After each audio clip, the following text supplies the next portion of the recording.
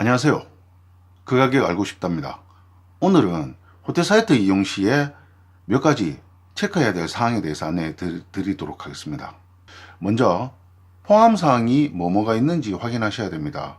우리가 호텔 사이트를 먼저 이용을 하면서 가격이 저렴해서 혹은 룸 타입이나 부대 시설 이런 여러 가지 요소들이 매우 만족스러워서 성급히 예약을 해버리는 경우가 있습니다.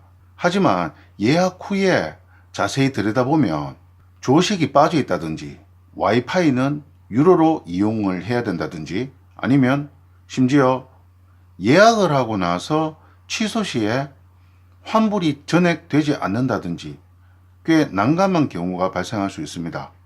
호텔 사이트에서 호텔을 예약할 때에는 꼭 상세 페이지까지 들어가셔서 포함 사항이 뭐가 있는지, 불포함 사항은 또 뭐가 있는지 반드시 체크하셔야 됩니다. 두 번째, 이미지 사진을 다 믿으시면 안 됩니다. 이미지 사진 중에 대부분은 포토샵을 해가지고 올리는 경우가 많습니다.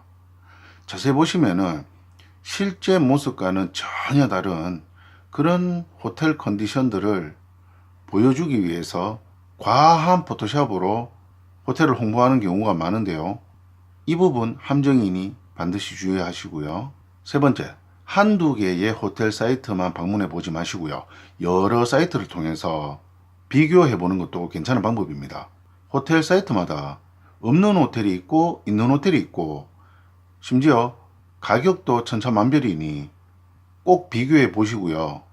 네 번째로 레지던스 호텔처럼 잘 알려져 있지 않은 호텔 같은 경우에는 위치와 픽업 유무를 반드시 확인하셔야 됩니다.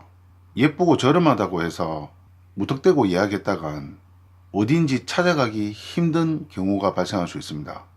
심지어 호텔이라고 버젓이 호텔 사이트에 올려놓았지만 실제 가보면 가정집과 진배 없는 컨디션을 가지고 있는 경우도 있습니다.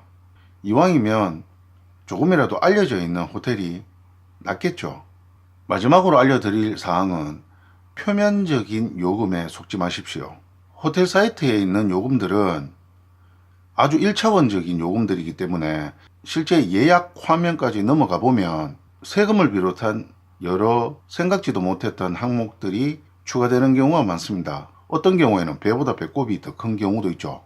예를 들어 볼까요? 여러분 몰디브 잘 아시죠? 몰디브는 섬으로 되어 있는 나라입니다.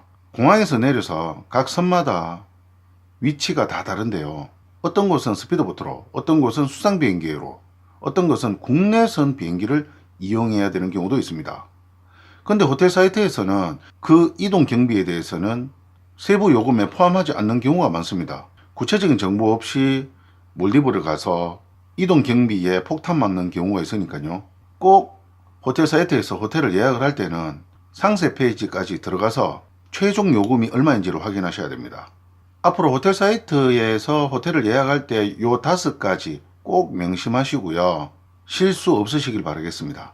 지금까지 그 가격 알고 싶다 였으며 좋아요와 구독 누르고 나가시는 거 잊지 않으셨죠? 감사합니다.